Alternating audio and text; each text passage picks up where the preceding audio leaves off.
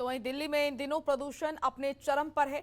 सरकार की तरफ से पराली को प्रदूषण का मुख्य कारण बताया जा रहा है, लेकिन दिल्ली के कुछ किसान पराली का उपयोग जैविक खाद और मशरूम की खेती के लिए कर रहे हैं। ये रिपोर्ट देखिए।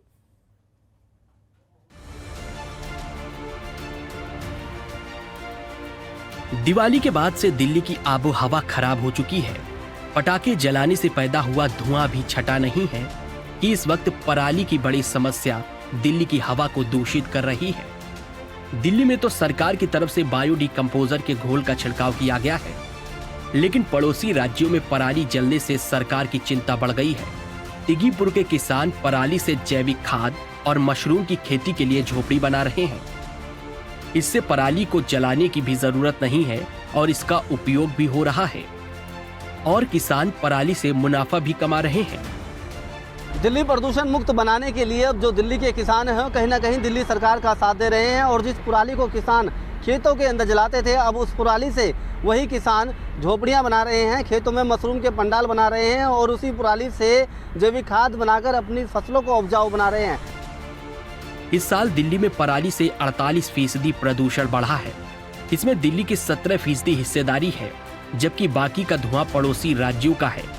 लेकिन तिगीपुर के किसान पराली का पूरा उपयोग कर रहे हैं। यहाँ किसान मशरूम की फसल लगाने के लिए पराली से बड़े बड़े खेतों में पंडाल लगा रहे हैं। तिगीपुर गांव में रहने वाले किसान पप्पन सिंह गहलोत का कहना है कि वे कृषि उपकरणों पर सब्सिडी देने के लिए सरकार से कह चुके हैं, जिससे पराली को जैविक खाद में बदला जा सके। मैं 300 एकड़ का तो पराली को काट के मैंने कंपोस्ट बनाया है मशरूम उगाने के लिए, और ये 50 एकड़ की जो है पराली मैंने छप्पर बना दिए हैं ये मशरूम उगाने के लिए, और इसी के साथ साथ 80 एकड़ का मैंने जैविक खाद बनाया है जो मशरूम में केचिंग में इस्तेमाल करूँगा और खेती के लिए भी इस्तेमाल करूँगा। हमारी दिल्ली में तो पराली जला ही नहीं रहे हैं बिल्कुल भी। हम तो खाद बनाते हैं, जैविक खाद बनाते हैं या फिर पशुओं को चराते हैं, खुम्बी वगैरह जो लगाते हैं उनको मोल दे देते हैं। तो पर इसमें इसका कोई प्रदूषण है नहीं पराली का।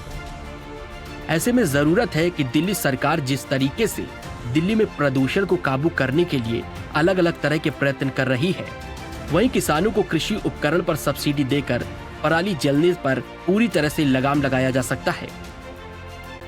जनतंत्र टीवी के लिए दिल्ली से नसीम अहमद की रिपोर्ट। खबरों के निष्पक्ष विश्लेषण के लिए सब्सक्राइब करें Jantantra TV and press the bell icon. Never miss any update.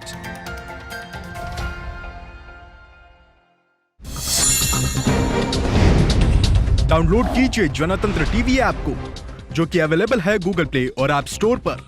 अधिक जानकारी के लिए अभी डाउनलोड करें।